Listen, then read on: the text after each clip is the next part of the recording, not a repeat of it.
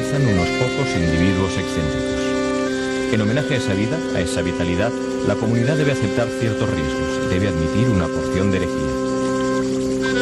Debe vivir peligrosamente si es que quiere vivir.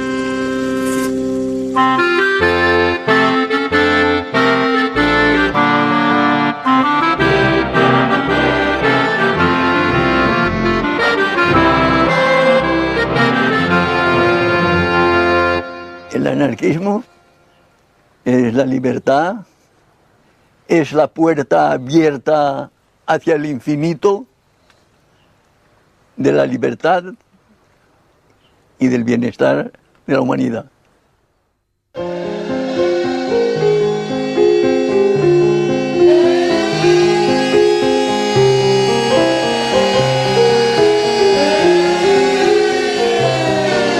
Me desperté con las sirenas de las fábricas y era como si toda Barcelona latiese con un solo corazón.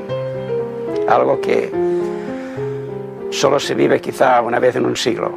Y si algo puedo decir, que eso marcó mi vida y vivo con esa emoción siempre. La verdadera revolución se inicia el 19 de julio y la inicia el pueblo espontáneamente, defendiéndose contra el ejército. Y es la primera vez y la única vez que el pueblo acaba con el ejército, lo rinde.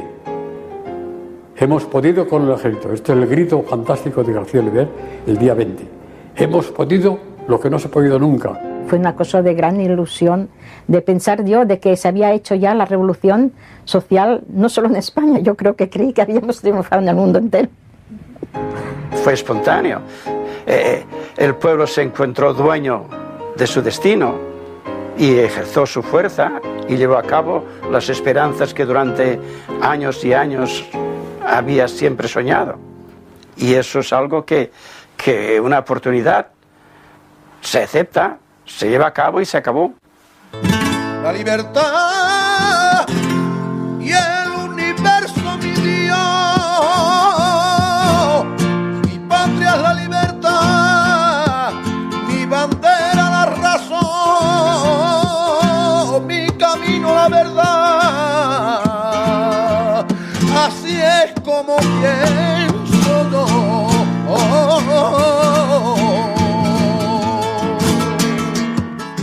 Año tras año, los anarquistas, protagonistas de la revolución que vivió España durante la Guerra Civil entre 1936 y 1939, rememoran aquel verano que cambió para siempre sus vidas. España 36, éramos más jóvenes que ahora. Y cuando piensas que un pueblo sin historia no es un pueblo, no es nada, y esto te tira de culos, Hicieron todos los posibles para desprestigiar a la revolución y para borrarla. Hasta hace pocos años no se veía ningún libro que hablase de verdaderamente la revolución. Yo soy albañil y cuando he tenido que construir una casa, he empezado siempre por los fundamentos. Y tanto las películas como todos los actos de la vida tienen un principio, y es en el principio, es en los fundamentos donde hay que empezar. Y eso hay que saber por qué nosotros nos defendimos contra el fascismo, por qué vencimos al fascismo y qué eran las ideas que nosotros preconizábamos y que el pueblo se sintió identificado con ellas.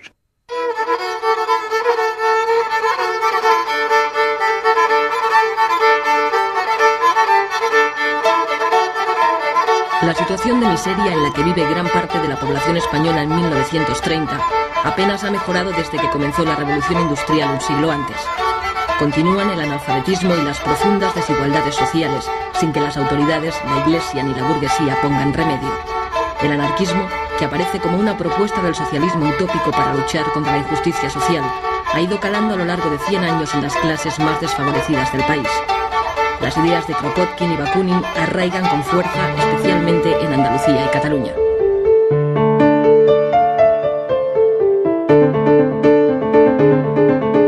En 1840 nace nace en Barcelona la primera sociedad obrera y 30 años más tarde, la Organización de los Trabajadores Españoles es ya un ejemplo para el resto de Europa.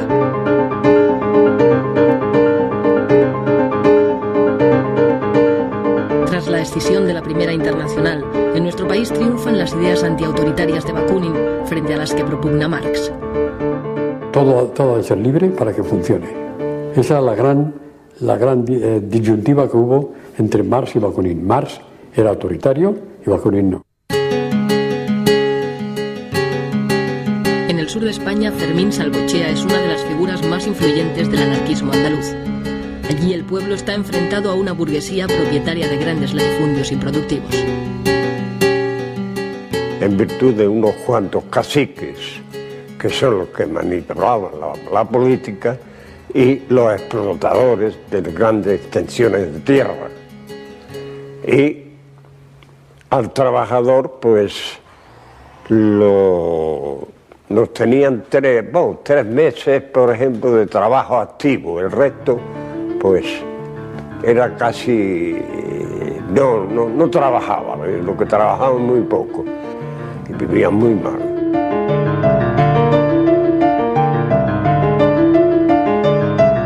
En Jerez, 4.000 campesinos toman la ciudad al grito de ¡Viva la anarquía!, asaltando los comercios en busca de comida. Para acabar con los grupos ácratas cada vez más influyentes en Andalucía, el gobierno inventa una trama llamada La Mano Negra, ejecutando y encarcelando a personas sospechosas de pertenecer a un supuesto grupo en realidad inexistente. Uno de los procesados es Sánchez Rosa, autor de la gramática, la aritmética y el abogado del obrero, libros que ponen en manos del trabajador los medios para defenderse en las luchas sociales. El enfrentamiento entre patronos y obreros deriva en sangrientos atentados cometidos por anarquistas que actúan de forma individual. Barcelona es conocida en Europa como la Rosa de Fuego y el castillo de Montjuïc se populariza como escenario de fusilamientos y cárcel política. Numerosos militantes de las sociedades obreras son procesados.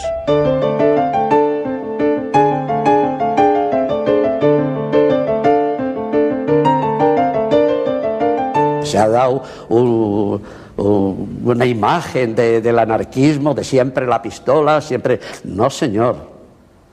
Hubo que emplear la pistola también, pero principalmente se basó en la concienciación de la gente a través de la labor cultural, para crear lo que deseamos como un mundo nuevo. Para los anarquistas, es el pueblo el que ha de adquirir una conciencia revolucionaria, conociendo primero la realidad para poder cambiarla.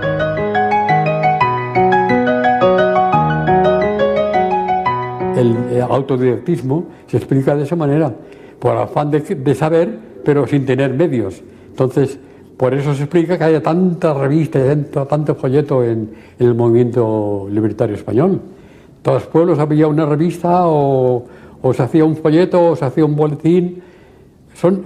Es el prodigio que no se explica casi nadie. Soledad Gustavo y Joan Montseny, de sobrenombre Federico Urales, son los creadores a finales del siglo XIX de Tierra y Libertad y la revista Blanca, que llegará a tener 12.000 ejemplares de tirada. La obra de Proudhon, divulgada por Pi Margall, presidente de la Primera República, introduce en nuestro país el concepto de federalismo, principio que adoptarán en el futuro las organizaciones anarquistas españolas. Anselmo Lorenzo, con el proletariado militante, propone ideas revolucionarias para la emancipación de la clase trabajadora en una futura sociedad basada en la libertad, la solidaridad y la ausencia de todo autoritarismo.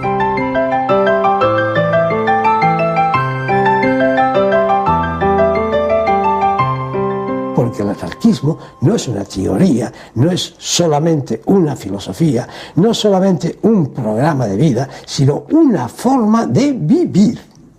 Una forma de vivir. A través de las sociedades obreras, los anarquistas crean escuelas gratuitas que suplen la falta de una enseñanza pública para todos. En 1902, Francisco Ferrer Guardia funda la escuela moderna inspirada en el racionalismo. Basa su enseñanza en el respeto físico, intelectual y moral del niño. Francisco Ferrer Guardia reacciona contra el oscurantismo de la enseñanza de los curas y de los frailes. Siendo cartesiano, pues como era Ferrer Guardia, y siendo libertario, quiso hacer de su escuela una forja de enseñanza sobre todo dirigida a la razón, sobre todo dirigida a la lógica. Entonces, a partir de ahí, pues se cargaba al capitalismo y a toda la política y a todo el poder, etcétera, etcétera, ¿no? No pararon hasta que mataron a Francisco Ferrer, acusándole de actos que no había ni siquiera realizado. En la cosa por la cual se le acusó y en nombre de la cual se fusiló, que fue la insurrección de 1909 en Barcelona, de los soldados de no querer embarcarse al África, donde se les estaban matando, asesinando por el capricho de unos cuantos militares, incluido el rey, eso Ferrer ni estaba ni participó. Fruto de Solidaridad Obrera nace en 1910 en Barcelona la CNT, la Confederación Nacional del Trabajo, con el objetivo de unir al proletariado español en una sola organización anarcosindicalista abierta a toda la clase obrera. Contraria a los partidos políticos, utiliza la huelga, el sabotaje y el boicot como instrumentos de lucha. En 2 décadas la CNT se convertirá en la organización obrera más importante del país y en el movimiento sindicalista más activo y eficaz de la Europa moderna. La CNT es el intento de los obreros de organizarse para conseguir económica y socialmente una sociedad mejor, dentro de la cual a un poco largo plazo está la autogestión, o sea, la capacidad obrera para asumir todas las funciones que ahora tiene el Estado, o sea, sustituir al Estado. La Primera Guerra Mundial provoca en España un enriquecimiento de la burguesía que no repercute en mejoras para la clase trabajadora. Las tensiones aumentan y, como reflejo de la Revolución Rusa, los obreros españoles organizan numerosas huelgas hasta conseguir, por primera vez, la jornada de 8 horas.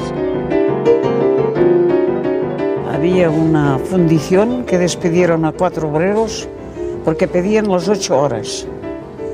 Y no lo querían dar, y entonces los patrones cerraron las fábricas y lo cerraron todo.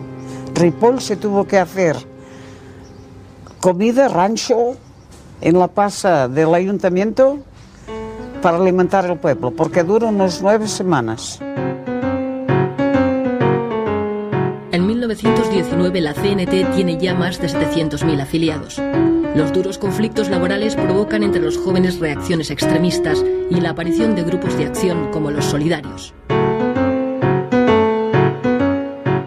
Compañero de Durruti y Ascaso, García Oliver rememorará en 1938, ya como ministro de la República, los años de lucha en que cayeron numerosos militantes anarquistas como Salvador Seguí, el Noy del Sucre.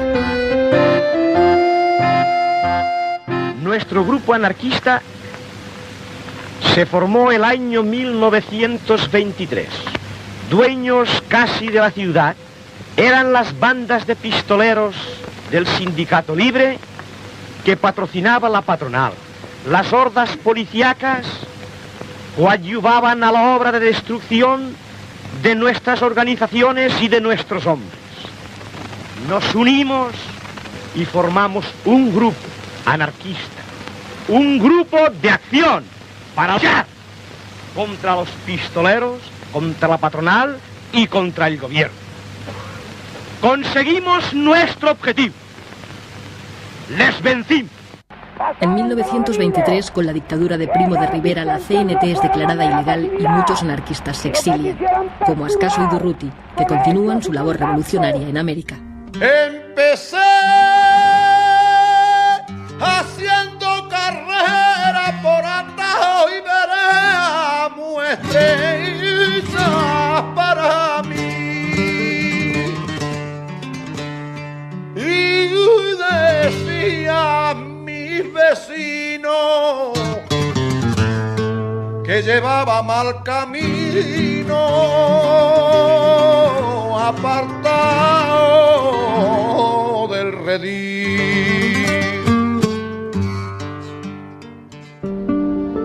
En 1927, en una playa de Valencia, se funda la FAI, la Federación Anarquista Ibérica, que nace con la pretensión de mantener puras las ideas anarquistas dentro de la CNT mediante la formación de pequeños grupos de personas afines, próximas en ideas.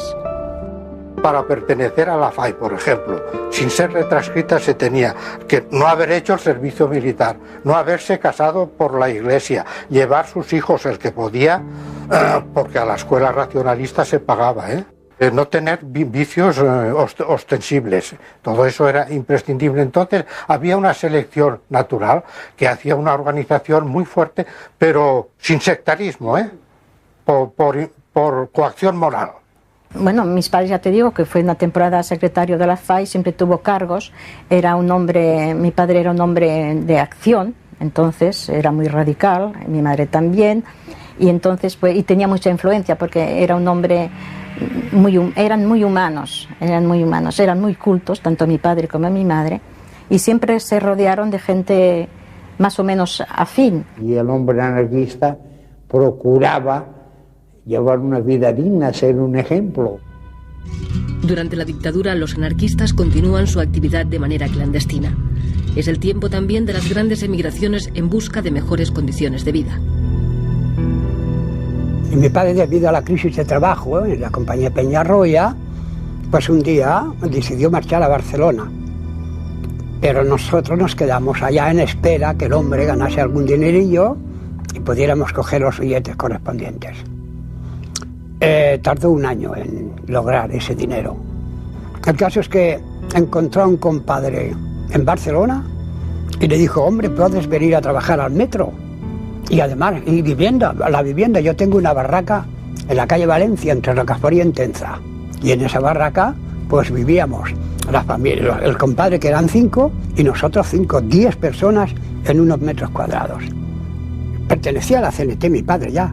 Si ahí en el metro lo llamaron, con lo que te he dicho anteriormente, para decirle que quedaba en la calle, porque un obrero había cometido una falta profesional y ese obrero era murciano. Y entonces despidieron a 80 murcianos que había.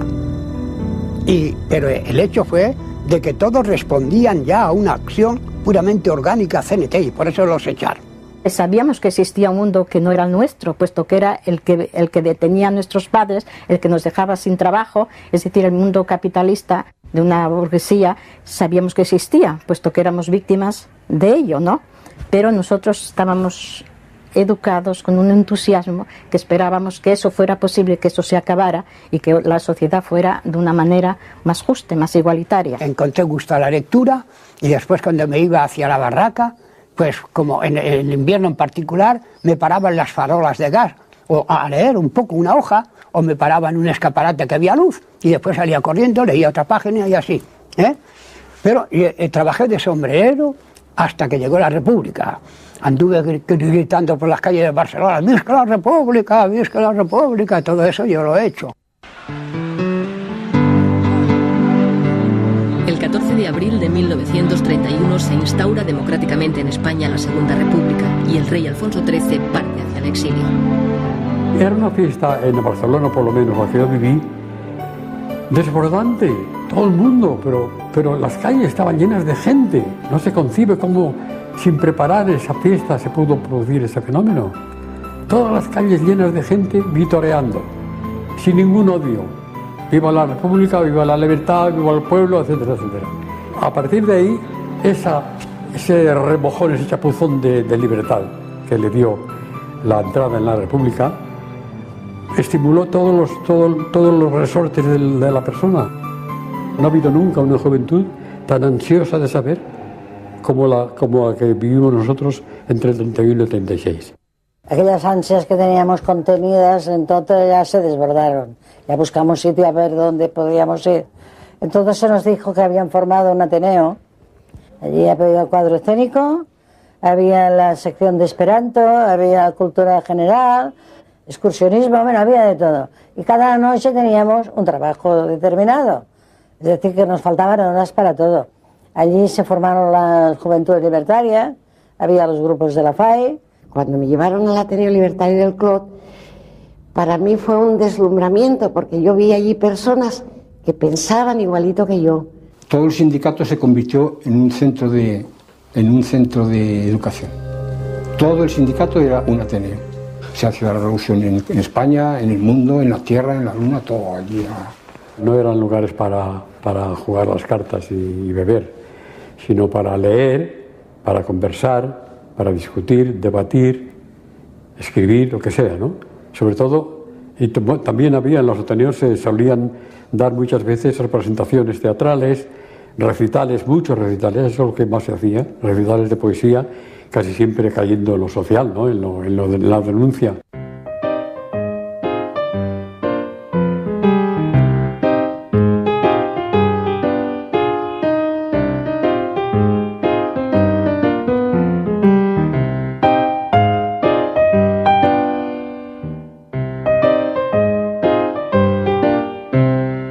Fue un gran éxito todas las publicaciones anarquistas de España. Llegamos a tener estrictamente del anarquismo más de 70 publicaciones. Cuando se reunían tres anarquistas, coño, se hacía un periódico.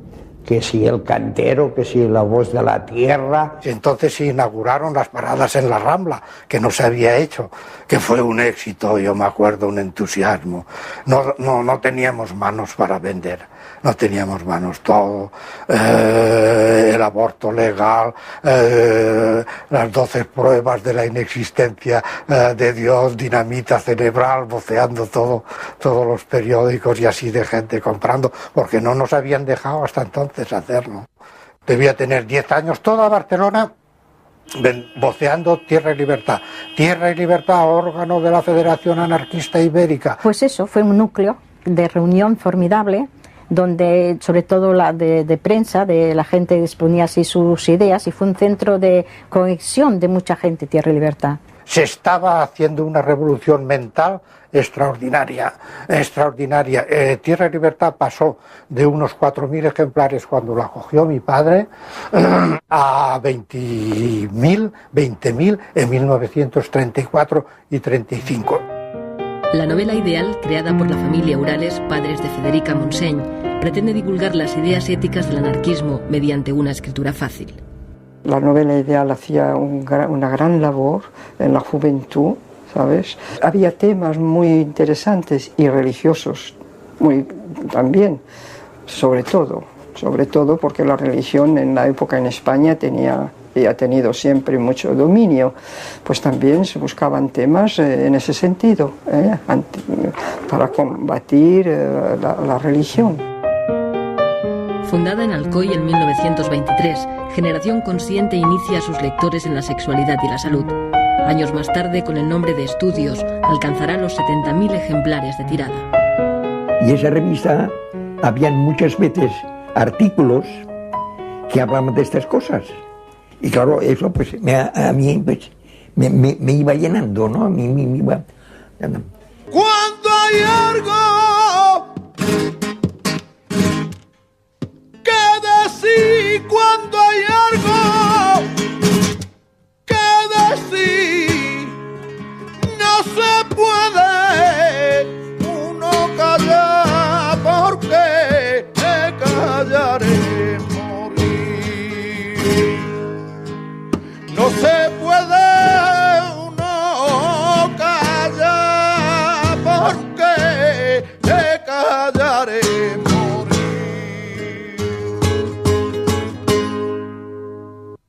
Incluso tú describías y decías, quisiera saber esto o lo otro. Pues te decían, pues sí, pues hay este método, y contestaban por la revista, revista Estudios. Y luego había, la pentalfa era más bien sobre los nudistas. No sé por qué pasa que en las grandes fábricas de la siderometalurgia, pues la gente se da al alcohol. Se suda mucho y se da al alcohol. Por contra, habían unos cuantos que se veía enseguida, se distinguían de los demás, que no fumaban, que no bebían, que leían, que hablaban, que comentaban.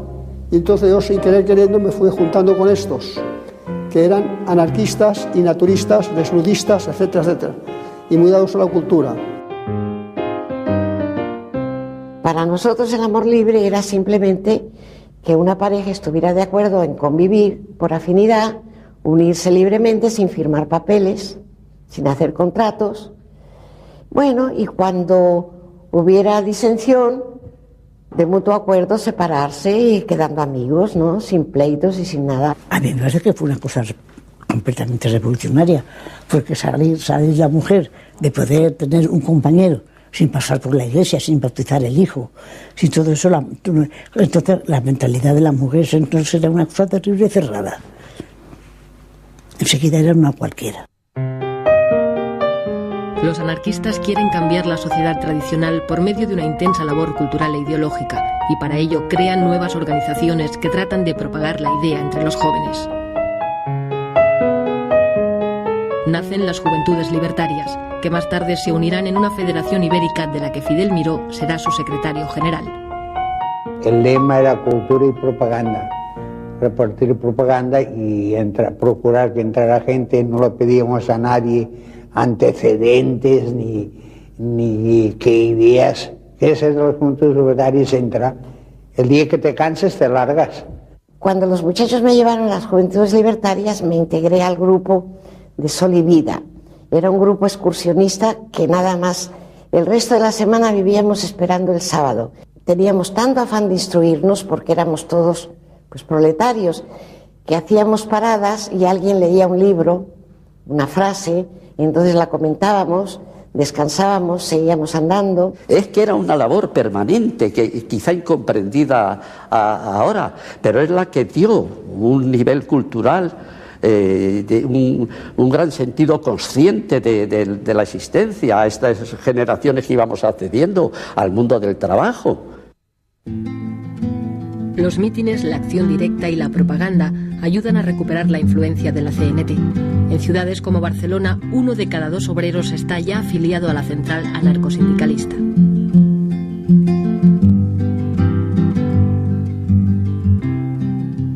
Yo hacía muchas horas. Lo mismo hacía 10 que hacía 12 que hacía 20, lo que el patrón me ordenaba. Y un día me presenté al secretario de la CNT y así de una forma tan ingenua le digo, ¿yo puedo pertenecer a la CNT? Y me dice, pues claro, tú eres un trabajador. Y el hombre me hizo muchas reflexiones y una de las cosas que siempre retuve mucho, me dijo que fuese honrado y que cumpliera que en el trabajo. Y que tenía derecho a hacer las 8 horas. Fui secretario de la Federación Local y Comarcal y los que no tenían miedo, pues, se venían a la organización y sentían cierta confianza en nosotros, porque éramos los que dábamos un poco la cara. Los problemas más duros de los campesinos y de los pueblos los han resuelto los grupos ácratas que había en todos los pueblecitos. Y teníamos pues un fervor en el hogar, en la fábrica, en el sindicato, en la calle, en La Plata, y claro. Y en Borriana pues se hizo un mitin que fue el del pueblo, fue la Montseny y fui yo. Y claro, y allí pues hablamos todos. Yo hablé antes que la Montseny, ¿no? Y hablé, y ella pues cuando terminé yo y esto, dice, tú vales mucho para el campesino. Eso me dijo. Y todo yo me acuerdo. Lo más chocante es que allí estaba la plaza llena y hablaban y nadie aplaudía, un silencio, la gente no aplaudía, pero pensaba en lo que decían, escuchaba, solo de cuando en cuando se oye el aplauso, ¡viva la CNT! Y encuentras un eco rotundo, ¡viva la CNT! O ¡viva el comunismo libertario! Y eso inflamaba, se hacía sentir, vivías intensamente aquellos momentos sin aplaudir, sin esa retórica comunista que aprietan las palmas, palmas y palmas. Era más serenidad, era más conciencia.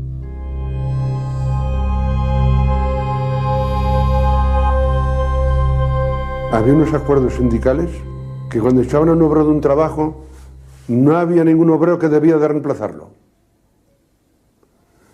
Así que a lo mejor el patrón, en una mina o en un trabajo, echaba a uno porque lo consideraba revolucionario o porque lo encontraba, o porque le cogía rabia, lo despedía. No había ningún obrero que lo reemplazara. Es decir, que todo está atado a través de un espíritu de solidaridad, que es lo más importante que existe en la organización nuestra.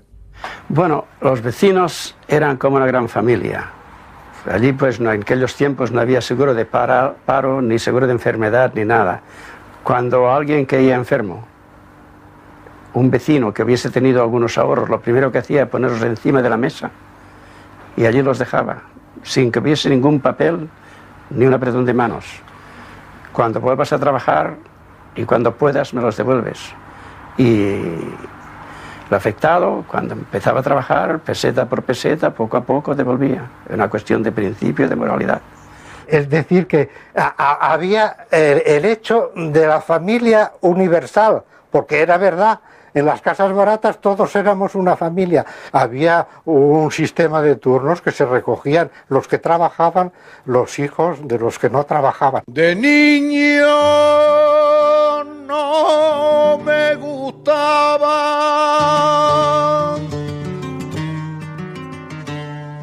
los libros, ni la sotana, ni salir en procesión.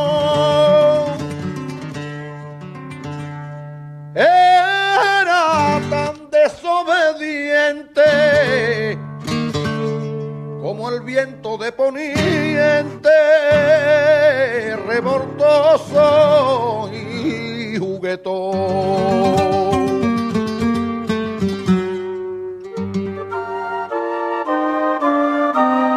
Para combatir el analfabetismo y la educación católica, los anarquistas crean a través de los ateneos y de los sindicatos escuelas inspiradas en la moderna de Ferreguardia, aplicando métodos de pedagogos como De Crolí o Pestalozzi.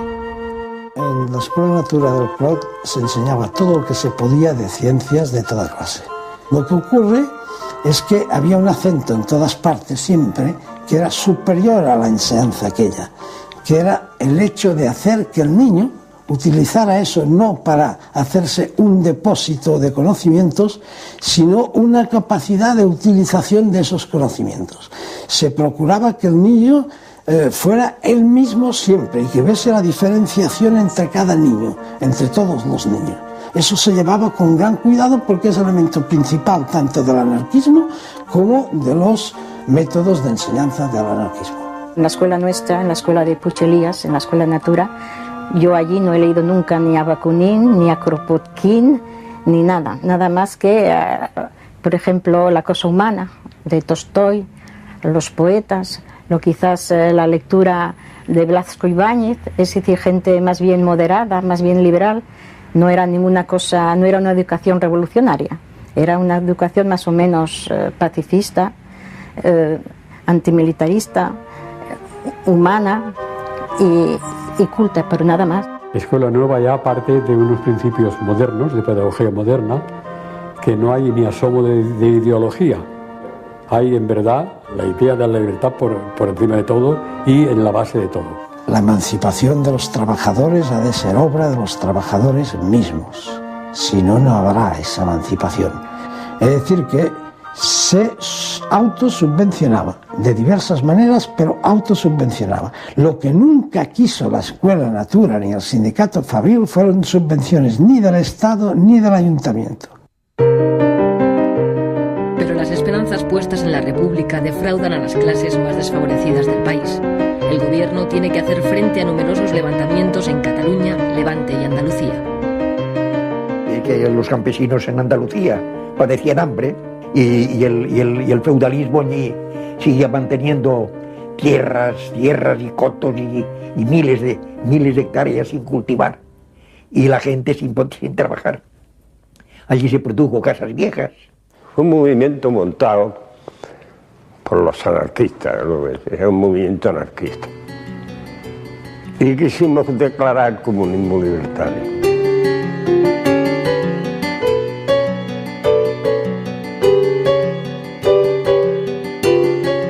A la familia de Casas Viejas, los asesinaron y además quemaron la casa. Y ese es un pueblo campesino de la provincia de Cádiz.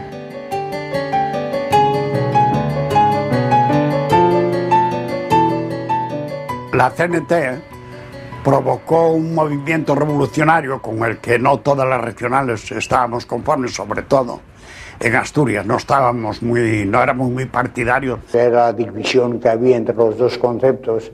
Uno es de la revolución permanente y a plazo fijo, ¿no? Y los otros, la tendencia más moderada era de que había que hacer cultura, preparar al pueblo y esperar el momento propicio que se pudiera ensayar la revolución con posibilidades de éxito.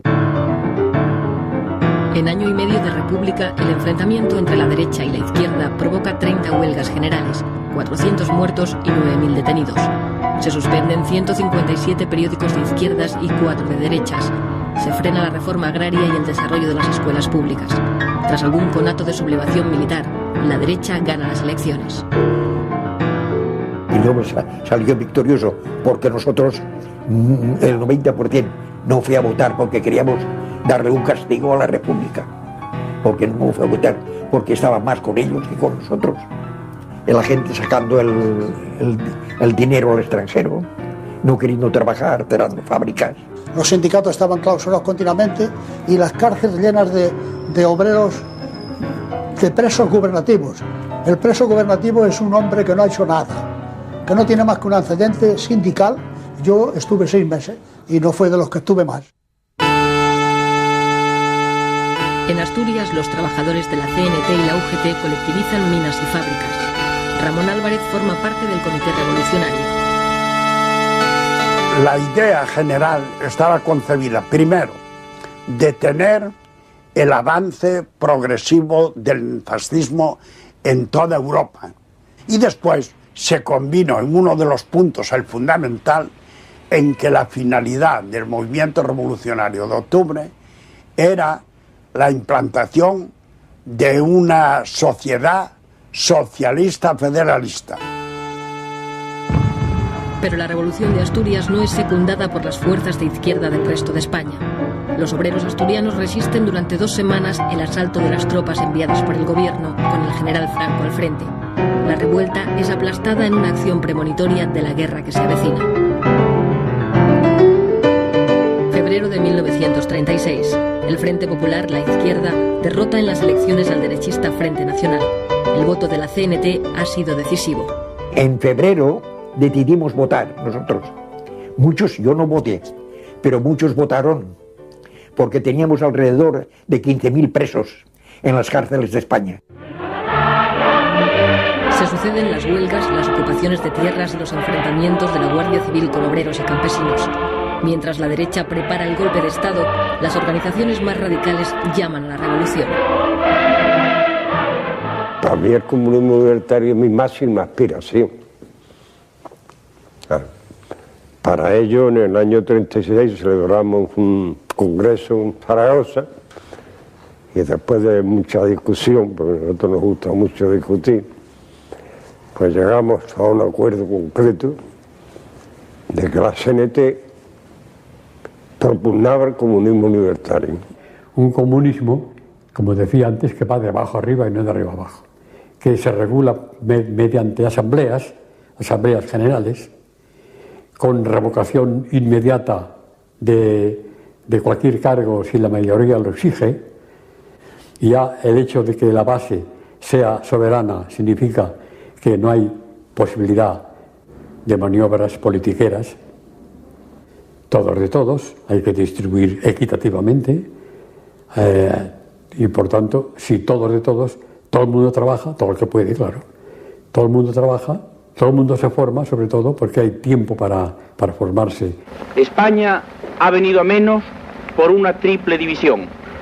Por la división engendrada por los separatismos locales, por la división engendrada entre los partidos y por la división engendrada por la lucha de clases.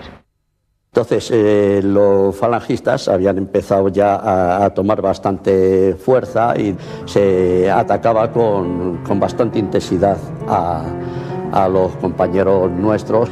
Esto dio lugar a que por nuestra parte pues nos empezáramos a plantear una lucha más directa, incluso pues yendo armados. Los pueblos se dividieron en dos. En mi pueblo de 1.500 habitantes, los de la derecha no se saludaban con los de la izquierda. La generalidad de los trabajadores lo tienen muy claro. Saben quién tienen enfrente a la Iglesia, que tienen enfrente al capitalismo, que son sus enemigos seculares. Porque hasta la Iglesia entonces ya se había enfrentado el cardenal Segura, se había enfrentado constantemente contra la República. Ya aquello era inevitable. Ellos ya estaban en el extranjero ya entrenándose, ya tenían acuerdos con Mussolini y con Hitler. Entonces todo el mundo lo sabía y todo el mundo se preparaba. Y los partidos, y lo sabía el gobierno. Ahora, había ministros que dormían a la hora en que los otros se lanzaban a la calle. Y el gobierno central de Casares Quiroga negaba que hubiese alzamiento y todo eso. Y dio la orden, que eso fue lo fatal, a todos los gobernadores, que nada de armas al pueblo.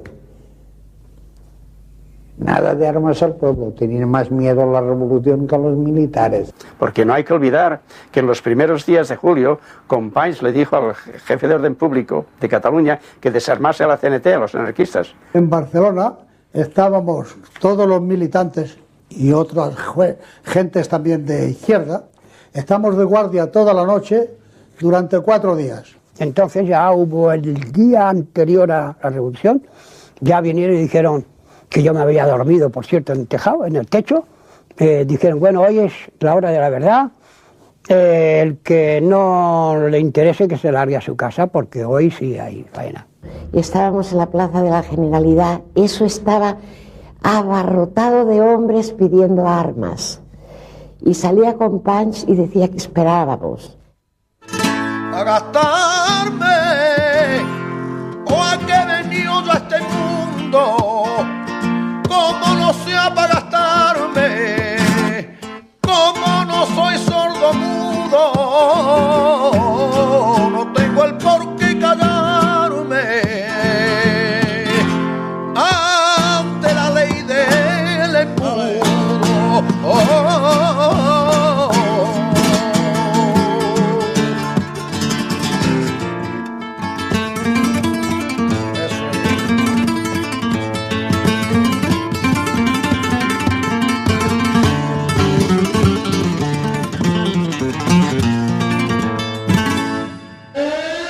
De julio del 36, los obreros de Barcelona alertan a la población ante la sublevación militar.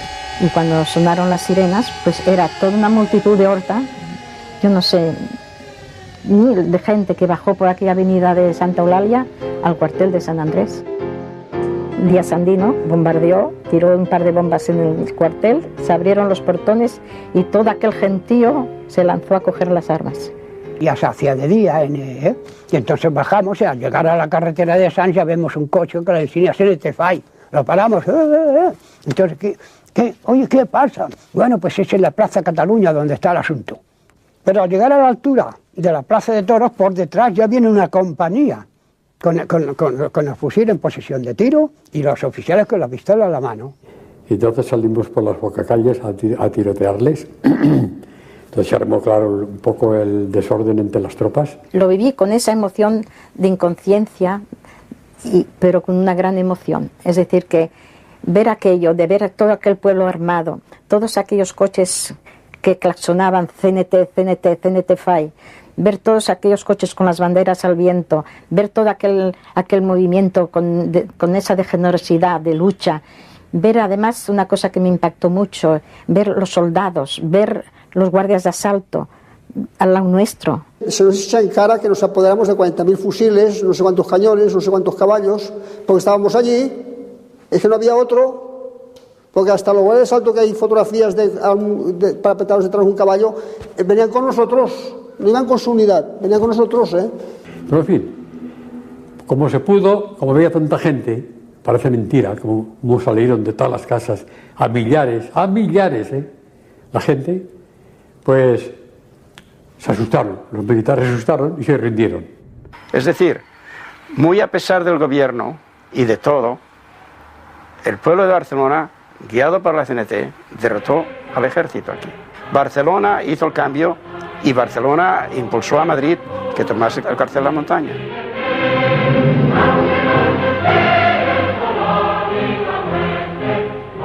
Es una manifestación pública de todo el pueblo de Madrid, que se levanta como puede, o que se trata de oponerse ya desde ese momento a lo que se le viene encima. España ha quedado dividida en dos. Ha comenzado una guerra civil de lucha entre clases que durará 3 años. Los rebeldes asesinan allí por donde avanzan a simpatizantes y militantes republicanos y de izquierda. En la España leal a la República, las represalias no se hacen esperar para todo aquel sospechoso de apoyar a los rebeldes. Los tiradores desde los campanarios de las iglesias de ciertos conventos estaban mezclados los de los clérigos con los militares. Se pusieron a tirar no contra los adversarios que llevaban fusiles, sino contra toda gente que estuviera en la calle.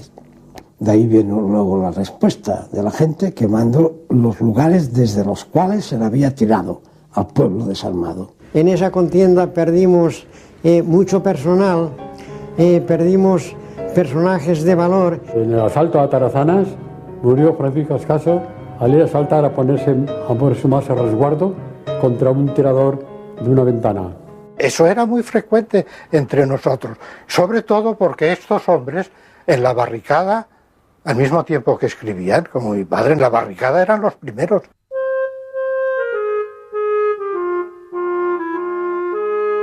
La nula capacidad de reacción del gobierno de la República ante el golpe militar y el desmoronamiento de las estructuras del Estado provoca que en muchos lugares sean los propios ciudadanos los que organicen sobre la marcha la nueva sociedad. La cárcel modelo de Barcelona salieron todos de golpe, ¿no? Todos. Fue el primer momento glorioso de la revolución, sacar a todos los presos, ¿no? Y presas, claro. Ya se rompe con toda la cosa del Estado y todo, ya se rompe, ya nosotros, y para nosotros ya no servía gobierno ni servía nada, ¿no? Ya era una cosa del sindicato, ya no aceptábamos órdenes, ni comentarios, ni consejos de nadie, nada más que del sindicato. Hicimos un comité en primer lugar, para reclutar gente para ir a Aragón o donde fuera, y después, en segundo lugar, para evitar que hubieran venganzas personales, ¿no? El 19 de julio, automáticamente hubo un cambio de sociedad, porque la mayor parte de capitalistas habían marchado, y otros abandonaron, se huyeron, y los obreros se tuvieron que hacer cargo de la administración de los trabajos.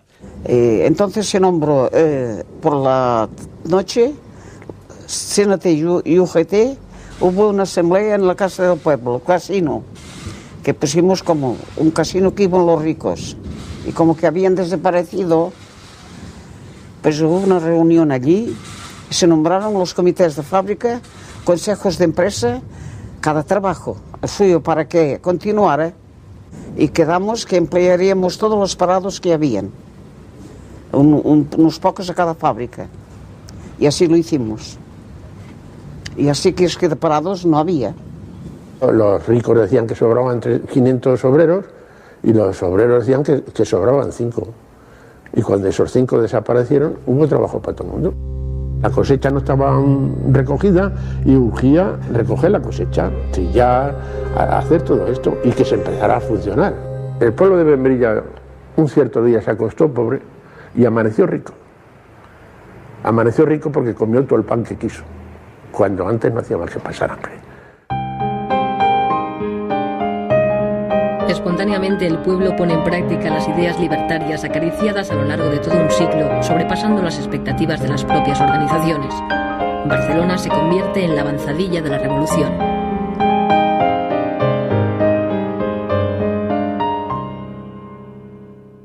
En los primeros días, enseguida entramos en contacto con el sindicato de transporte y empezaron a enseñar a las compañeras a conducir tranvías.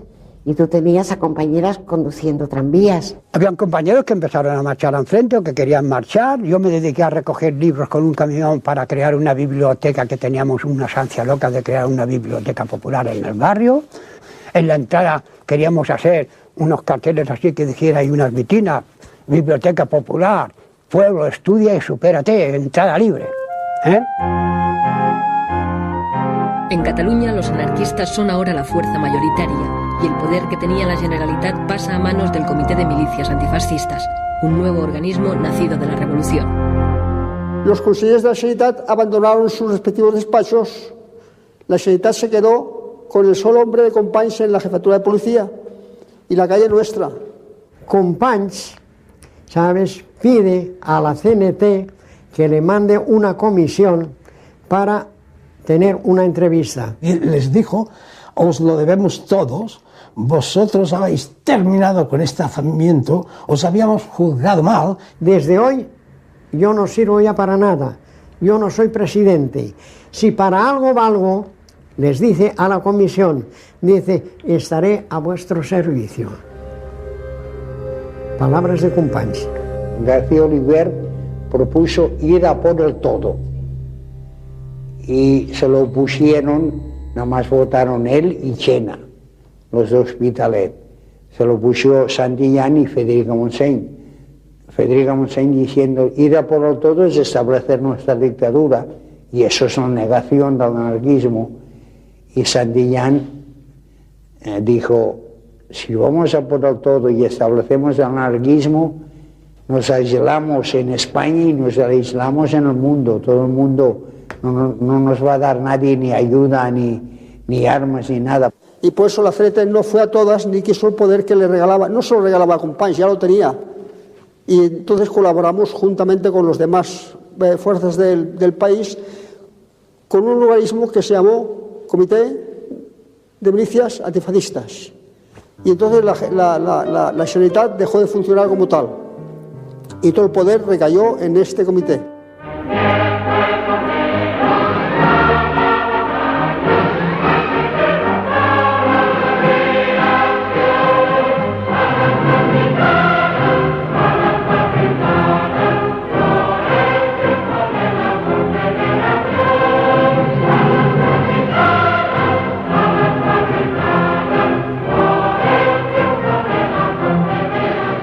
Empezamos a organizar las columnas y hay esa salida que tenéis allí en la fotografía y se iban directamente al frente, al lugar que ellos pedían.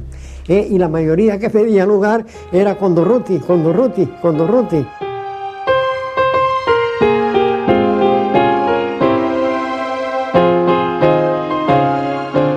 Ante el peligroso avance de los sublevados y el desmantelamiento del ejército, los partidos y los sindicatos organizan milicias de voluntarios, obreros y campesinos para defender el país. La columna de los aguiluchos se sugirió con el propósito de que todos los concurrentes fueran del movimiento libertario. La columna de hierro estaba organizada por grupos de 10, y 10 grupos formaba la cinturia. El jefe de grupo era uno que se nombraba desde esto, decía: pues tú jefe de grupo. Y luego de los 10 grupos que forman la cinturia se nombraba un delegado de cinturia. Por amistad y por confianza, por la personalidad del compañero, pues se le daba la responsabilidad de mando. Allí siempre ha habido un mando, pero un mando en condiciones, no nada de eso. Se decía: bueno, pues ahí por aquí, y se ordenaba y se cumplía. Yo salí de Arcolea y de allí, andando, fuimos hasta Madrid. Y al llegar a Madrid nos llevaron al cuartel, allí estaban los hombres y las mujeres. Fuimos allá a parar. Y se preparó el capatallón Ascaso y yo me fui en él.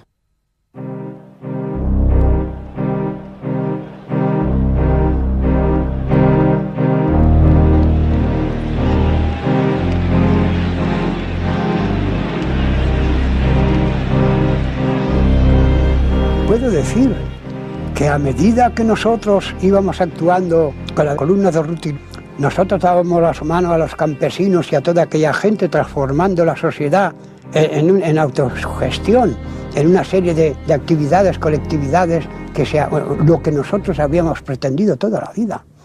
No era solamente tirar tiros. Ahí, a medida que nosotros avanzábamos, pues ellos tenían campo libre para poder formar, darle forma y ética a lo que tenía que ser nuestra sociedad, nuestra futura sociedad.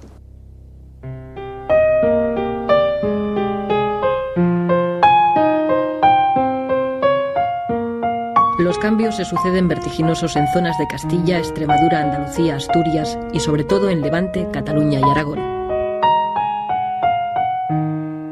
Yo era muy alcahuete y en cuanto veía que había algo de barullo o algo, pues allí me metía. Y me metí en una plaza de la Constitución que estaba repleta de calandinos. Todo Calanda estaba allí. Y desde el balcón, este comité revolucionario dice: a partir de ahora aquí se proclama el comunismo libertario. Y fue una multitud entera en la plaza de la Constitución que aplaudió la frase. ¿Y en qué se compone el comunismo libertario? Queda abolido el dinero. Se va a expropiar a todo propietario, izquierdista o de derechas. Toda la maquinaria a disposición del pueblo, todos los edificios para que sean alojados los habitantes, independientemente de quién sea el propietario, trabajo colectivizado, distribuidos los trabajadores en grupos. No hizo falta senecas para organizar aquello, que fueron los trabajadores mismos. Porque allí se constituyó primero pues el comité del sindicato, que era el principal, que duda cabe. Y luego comité de defensa, comité de agricultura, comité de alimentación, comité de peluqueros. Pues los mismos trabajadores designaban a los delegados que bien más capacitados para que cumplieran la función de llevar la marcha, de distribuir el trabajo, de distribuir todo. El desprecio tradicional de los anarquistas por el dinero provoca un cambio radical en las relaciones económicas. Se crean monedas locales, vales, y en muchos lugares se llega a la total abolición del dinero. Allí desaparece el dinero. O sea, se hizo el montón que se llamaba de Cropoquín. Allí los alimentos se adquirían por vales y por las cartillas de racionamiento que se hicieron.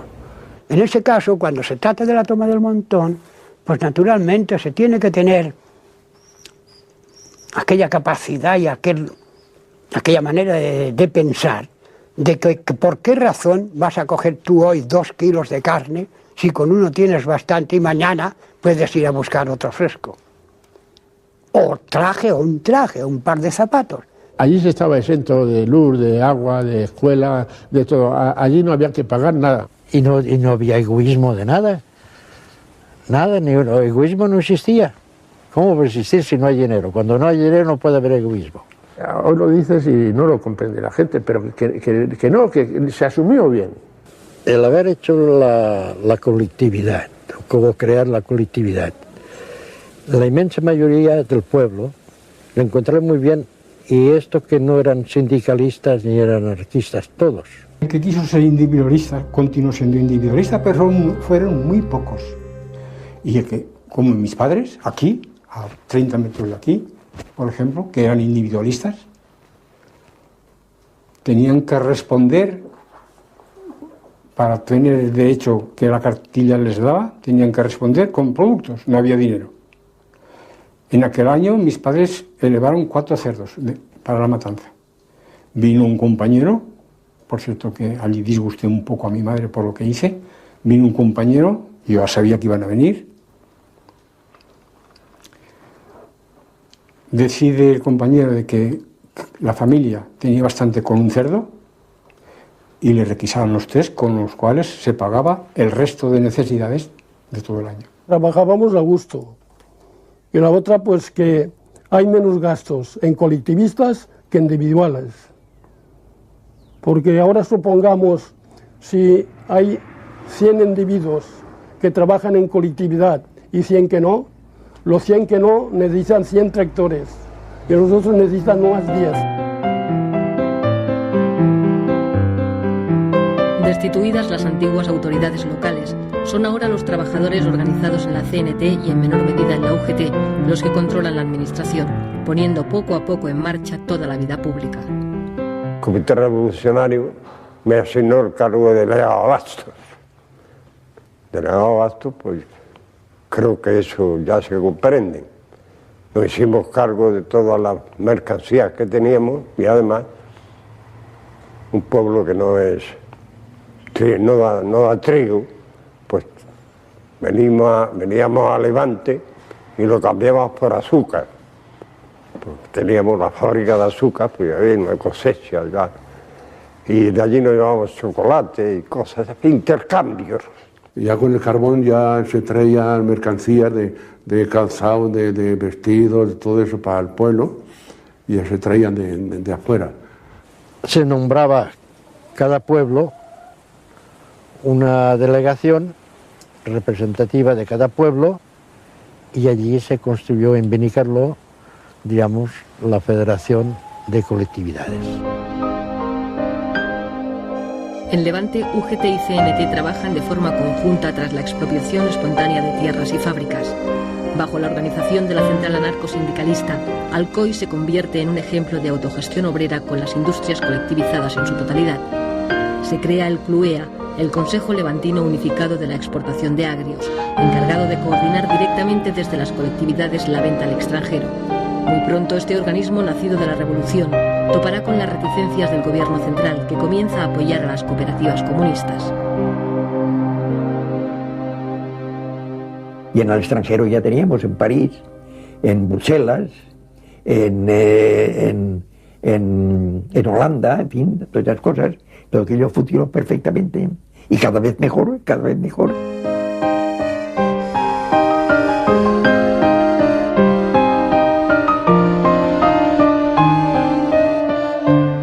En Asturias, la CNT y la FAI forman parte del Consejo de Asturias y León, del que Ramón Álvarez es consejero de Pesca. Los obreros eran los administradores de las industrias. Nosotros seguimos sin hacer colectividades de una manera anunciada, pues de una manera soterrada. CASPE es la sede del Consejo de Aragón, el primer organismo de gobierno anarquista de la Revolución Española. 8 consejeros coordinan la labor de las colectividades de la región.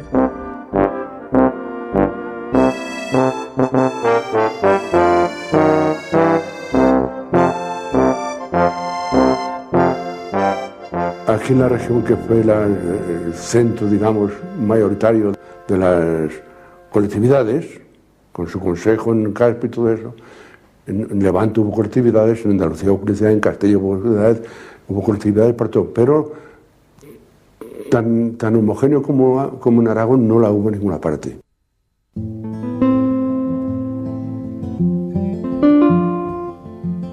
La revolución social que vive la España rural consigue el apoyo mayoritario de los campesinos. Son 3 millones de españoles viviendo bajo los principios del comunismo libertario. Allí pues había una pizarra en el sindicato grandiosa, y cualquier trabajador, una queja que tuviera, la apuntaba en la pizarra, y en la asamblea se discutía aquello. El exponer una cosa era ponerlo, digamos, en armonía de los demás si aceptaban aquella proposición. Si se acordaba bien, si no se acordaba, pues otra cosa, ¿verdad? Pero siempre desde la base. No nos regiamos porque no mandase el comité regional una cosa. Porque claro, cada pueblo tiene su cultura. Por lo tanto, al tener su cultura, tiene sus costumbres. Entonces no son las mismas costumbres nuestras aquí valencianas como diríamos las andaluces, son diferentes. Con la ocupación de tierras y un reparto más racional del trabajo, la producción aumenta. La gestión colectiva de los beneficios permite la construcción de hospitales, escuelas, acequias, granjas y centros de experimentación agrícola. Había, además del grupo escolar Francisco Ferrer, donde se pusieron 18 maestros, del huerto del convento, del huerto de los frailes concretamente, se hizo una zona de experimentación agrícola. Se plantaron viñedos, se plantaron olivares, olivares que eran viejos, que eran productivos, se hacía carbón. En fin, hubo una transformación y que la colectividad prosperó mucho. E inmediatamente se decidió el adquirir 2 tractores, y 2 tractores en Canda, sin parar de trabajar, hacen mucho. Y con aquello, pues, no solamente se suplió los 350 hombres que fueron al frente, sino que se aseguró, y eso es más que verdad, se aseguró que nada de las tierras cultivadas hasta la fecha quedaron yermas, todas fueron cultivadas. Como aquel que cada otorga verdad, y aunque la ignorancia es sorda, pude levantar la voz más fuerte que los ladrillos de los perros consentidos y que la voz del pastor.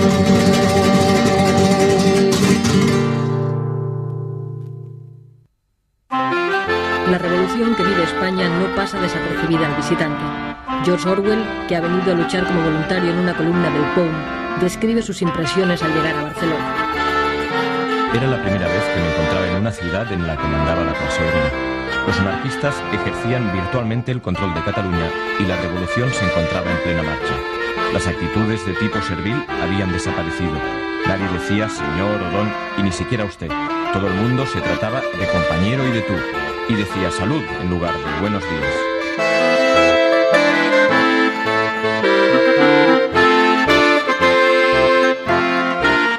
Barcelona es el centro neurálgico de la revolución en la España urbana.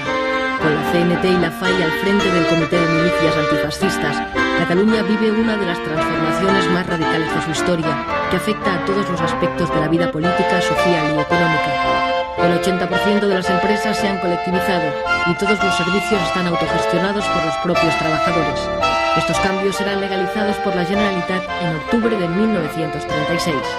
No hubo problema alguno en quién iba a dirigir, quién había de ser el dirigido, ni nada de eso, porque ya formados sindicalmente en la CNT, ya había unos valores establecidos, unas personas que habían demostrado responsabilidad y buen hacer. Yo fui uno de los nombrados a la colectividad del Gran Metro. Y estando en el metro, en la colectividad, es cuando hubo una reunión general del transporte y me nombraron secretario. Y ahí empezó. Y yo era albañil, que conocía poco el transporte, pero nos poníamos al corriente pronto de eso. Las circunstancias nos obligaban.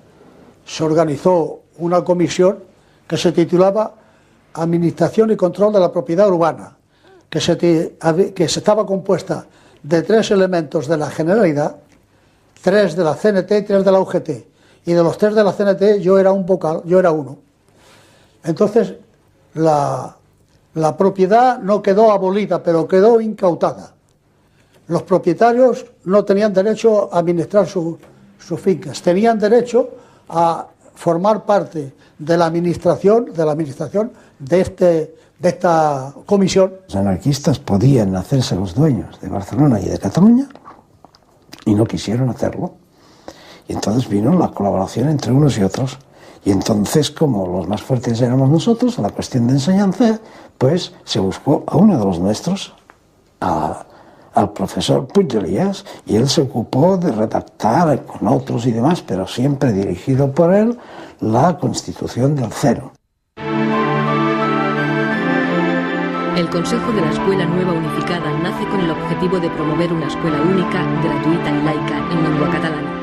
La revolución crea también servicios de asistencia y previsión inexistentes hasta entonces, que cubren gratuitamente la sanidad, las bajas temporales, la invalidez y la jubilación. Se lucha contra el paro aumentando los puestos de trabajo o contratando nuevos trabajadores, aunque no sean necesarios, para repartir el trabajo entre todos. Las pequeñas empresas y talleres se agrupan, se unifican compañías eléctricas. El entramado es complejo, pero implica a todos. Nos sentíamos involucrados y luego, claro, nos daba un protagonismo y una responsabilidad que asumimos, diría yo, muy a gusto. En las asambleas lo que se discutía, no tú que serás, yo que seré, sino cómo mejorar la producción, cómo el trabajo organizarlo mejor, cómo quitar intermediario entre una acción y otra, porque claro, una fábrica es compleja. Tienes que ser consciente de que trabajas para ti, entonces, que ya no mantienes a ningún patrón, aún trabajas con más anhelo. Elizalde, Ford, General Motors, Cross, Pirelli o Can Girona. Los trabajadores reconvierten de manera asombrosa en solo 7 semanas empresas civiles en fábricas de armas. Esta transformación permitirá la supervivencia del ejército republicano. cada militante se consideraba defensor como un Don Quijote de esa utopía, de esa forma de operar, de esa forma de conducirse éticamente en la sociedad sin necesidad de que viniese el gendarme de turno. O sea, la autogestión yo creo que es la asignatura pendiente aún ahora, porque aquí en el momento se demostró que, mira, hay el más ilustrado y el menos, hay el memo y el listillo, pero todos tienen algo, todo ser humano tiene algo a aportar. Casi todo el mundo dice que es una utopía, ¿no? Es la única cosa que podría salvar el mundo, la anarquía. Es lo más bonito que hay. Cada cual, trabajar todo el mundo, ni amos ni patrones. Y cada cual hacer lo que tiene en su cabeza.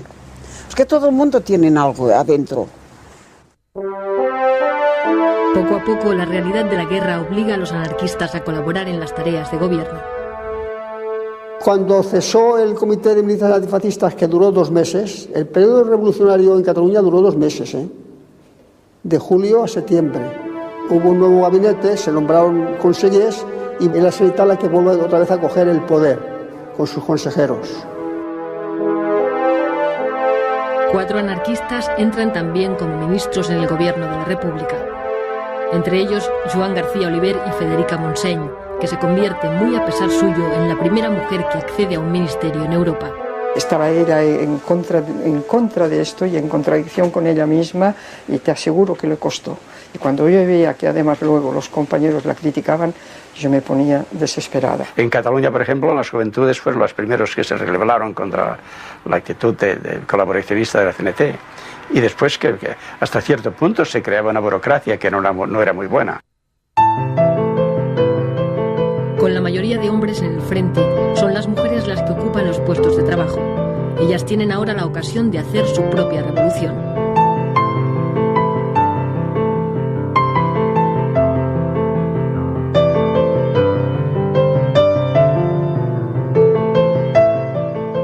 Al irse los hombres al frente, al ocupar ella puestos que dejaron vacantes los hombres en la producción, quizás eso las despertó, se sintieron más libres.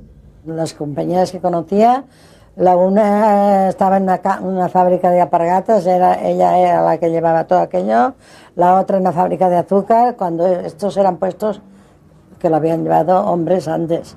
Nosotros le dábamos la importancia que debíamos haberle dado a la mujer. En las asambleas de la CNT apenas veías 3 mujeres, una mujer en la casa.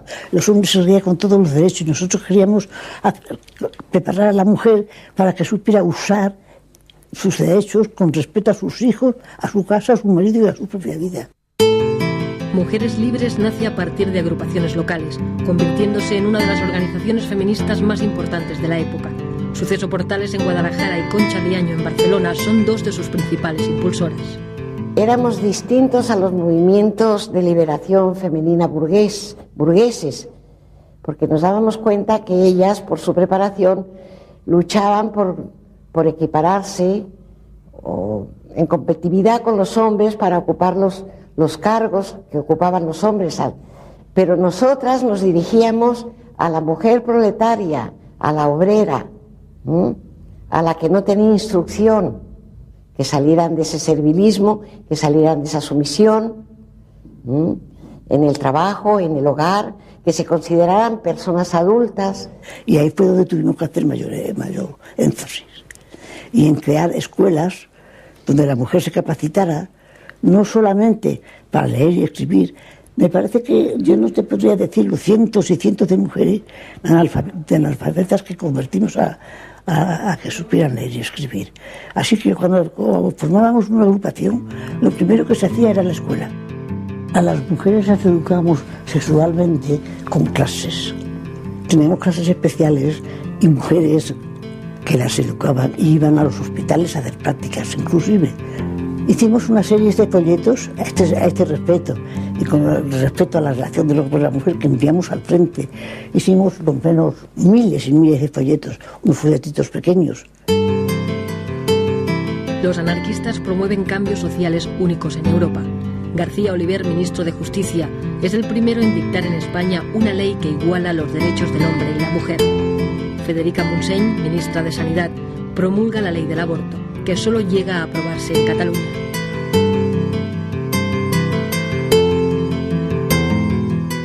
La ley del aborto pues se proclamó primero aquí en Cataluña y se proclamó y enseguida se puso a la práctica. En el hospital clínico se hacían abortos.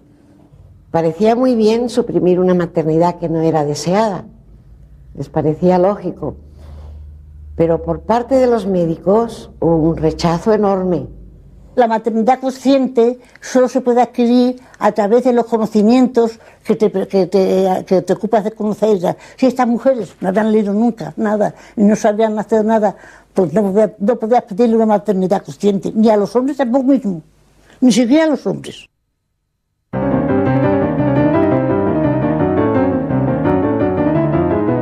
Las ayudas alemana e italiana al bando rebelde y la política de no intervención de las democracias occidentales están provocando la derrota de las fuerzas republicanas. El ejército franquista está a las puertas de Madrid y hace falta un golpe de moral para levantar el ánimo de los madrileños, que ven como el propio gobierno de la República huye a Valencia. Durruti es en esos momentos el personaje más carismático, el más solicitado.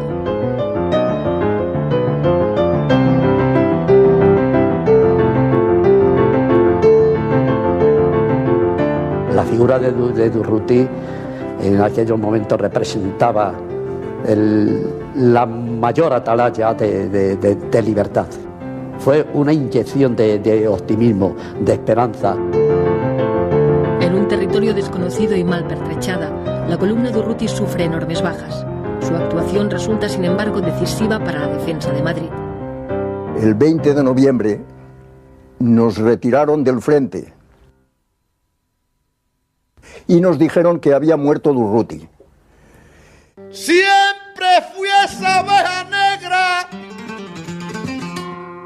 que supo esquivar las piedras que le tiraban nada.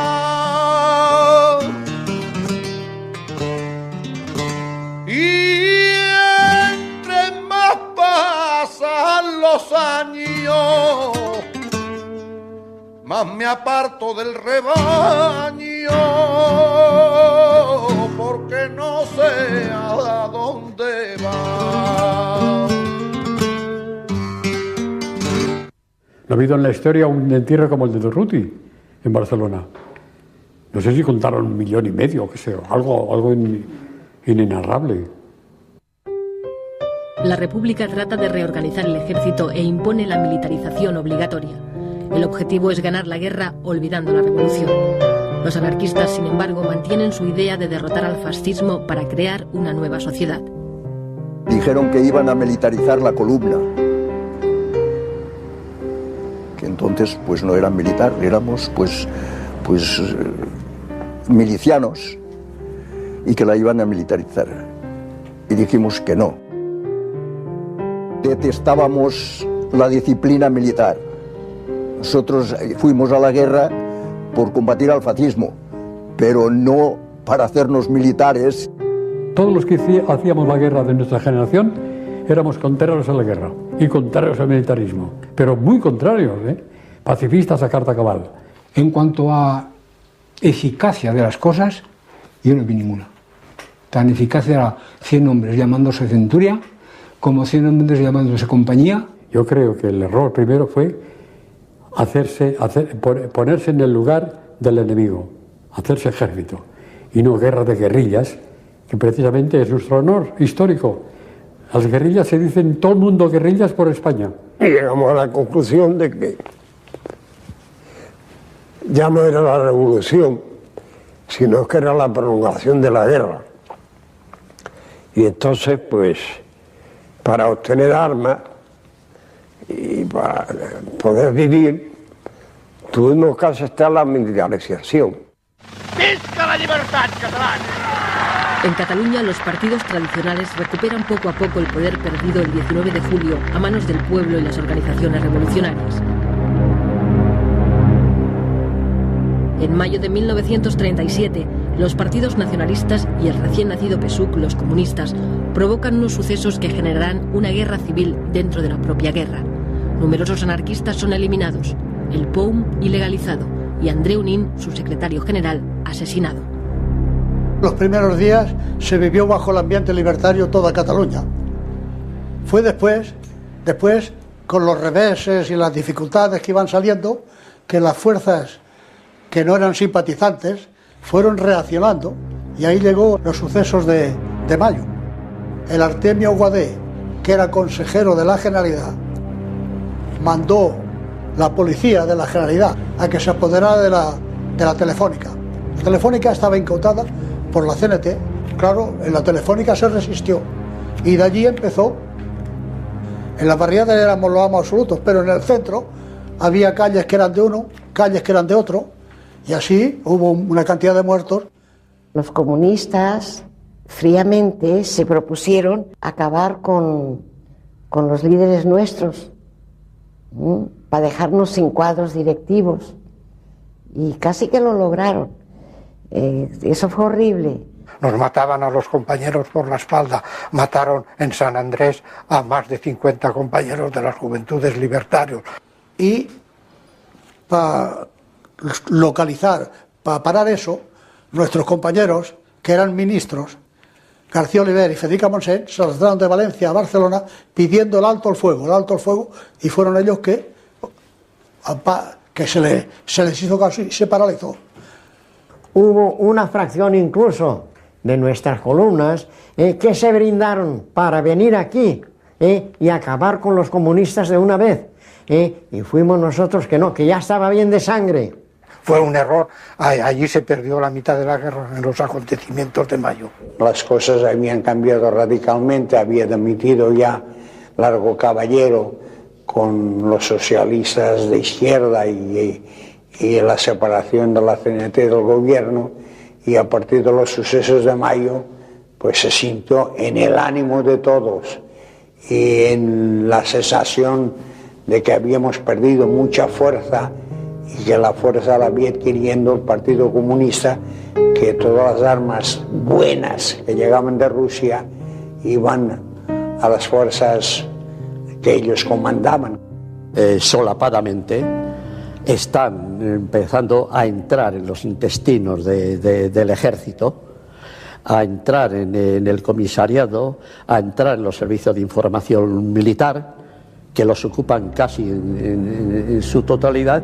Y nosotros estábamos convencidos de que la idea era cumplir la orden de Stalin, de eliminar sobre todo a los anarquistas, hacerse con la situación de mando y dar por terminada la guerra cuando Stalin lo decidiera.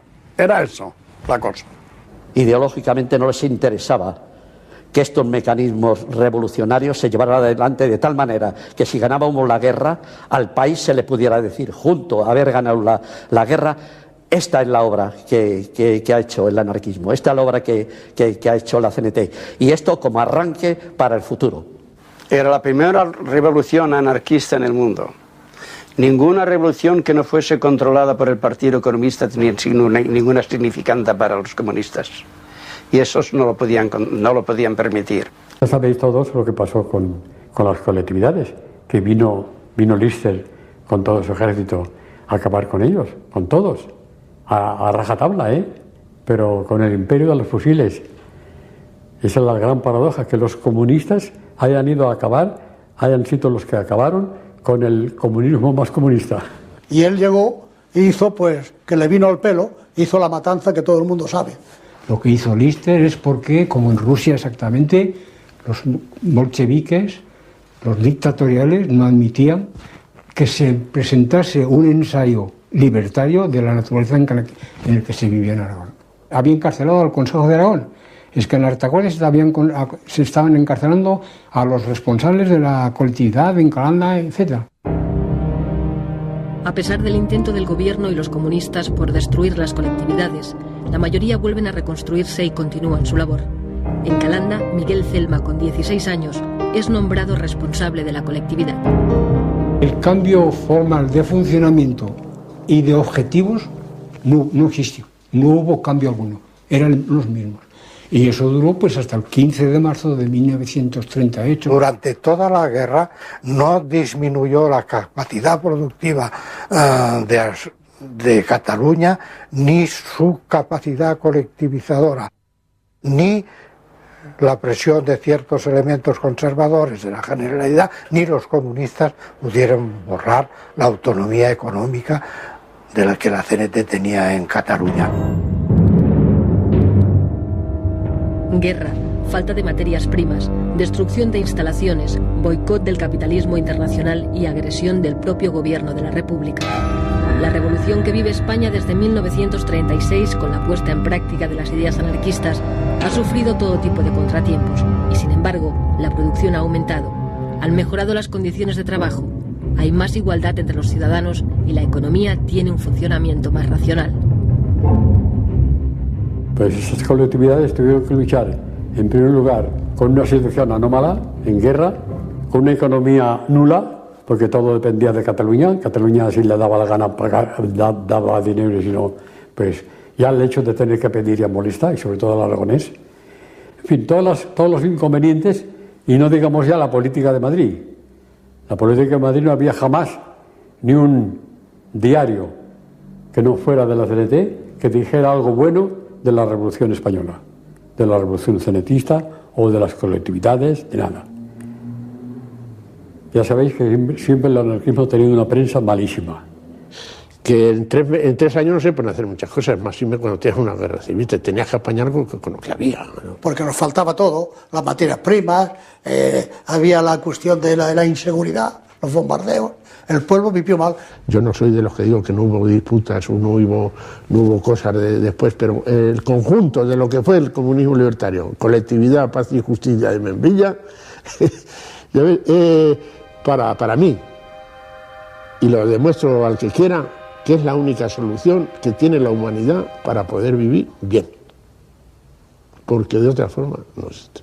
Porque ahí se demostró que me hacía falta la Guardia Civil, me hacían falta los ricos, me hacían falta los curas para vivir bien, que son los únicos que entorpecen la marcha de la riqueza, porque la única riqueza que existe es el trabajo.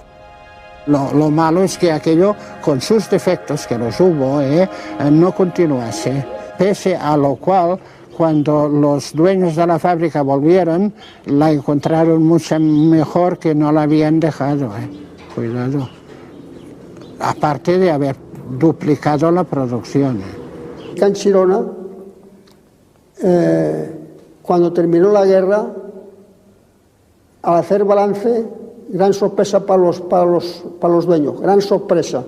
Se había capitalizado mucho más de lo que era antes de la guerra. ¿Por qué? Porque se habían importado máquinas, herramientas, porque se habían importado hornos eléctricos para hacer aleaciones especiales, que no se tenían. Pues cuando entraron las tropas franquistas, alguien, el que fuera autoridad para ello, dio orden de demoler estas nuevas construcciones. Y hoy no queda nada de aquello. Fue destruido. Porque era un prestigio para la zona republicana y para los que habían gestionado y dirigido la empresa de Canchirona, o sea, del material.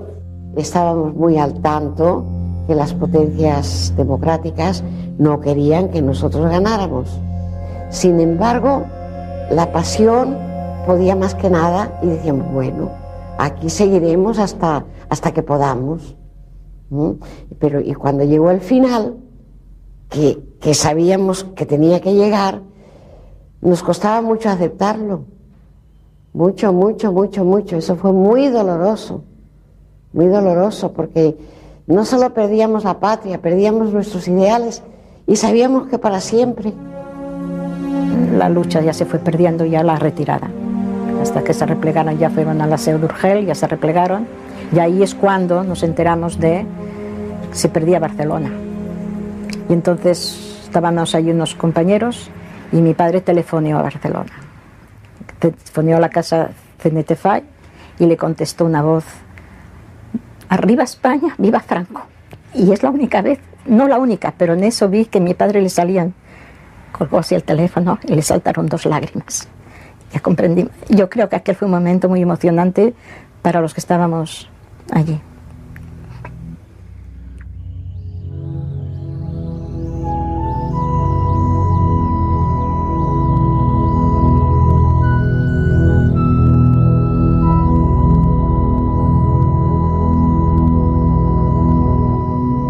Se subieron los heridos con bonitas ambulancias y los rojos con amor a sus hermanos cuidaban.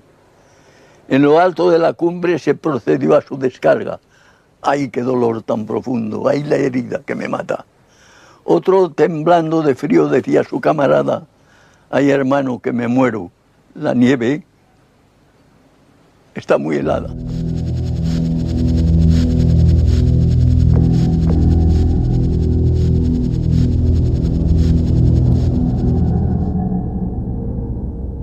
Nos dijeron que la guerra había terminado. El que no quisiera, el que no estuviera de acuerdo con el régimen de Franco, se podía ir al extranjero, porque los puertos de Valencia y Alicante estarían abiertos mientras habría una sola persona que quisiera marchar.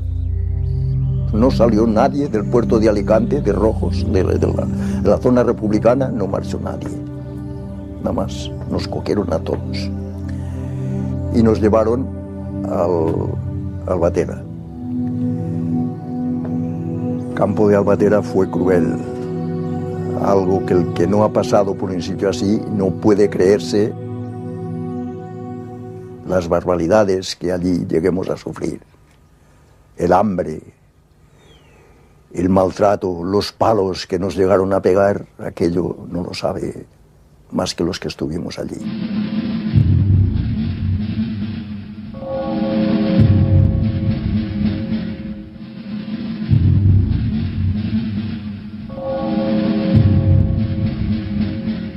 A veces yo me pregunto si valió la pena tanto dolor, tanto sacrificio, tanto sufrimiento, pero luego pienso, en realidad nosotros le dimos una lección al mundo. Por más que sea, pudimos dar un ejemplo de que es posible vivir sin gobierno, porque no había gobierno, y marchaban las colectividades, y marchaba todo funcionaba, de mutuo acuerdo. Para mí fue el tiempo que estuve yo esos 3 meses en la colectividad, los más felices de la vida, porque no tenía que preocuparme de nada. ¿Dinero para qué? Porque fueron los años más intensos de mi vida. Conocí la fraternidad, el desinterés, el espíritu de sacrificio y la solidaridad. Es decir, el sentirme hermanado con los que estaban luchando conmigo, que sentían las mismas ideas. Creo que es lo mejor. Y que por ello hay que luchar, porque aunque no se llegue, ha de ser, si no una meta, una ilusión, una utopía, lo que sea, lo que puede ser como una poesía, ¿no?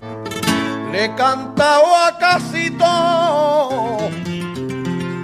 lo que me ha dado que pensar. Le he cantado a casi todo y ahora le voy a cantar la que nunca existió, la paloma de la paz.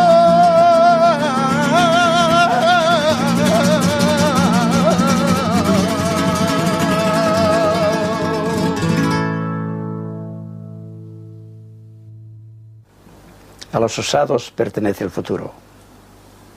Cuando no podemos soñar más, morimos. Así lo dice Emma Goldman y eso es verdad.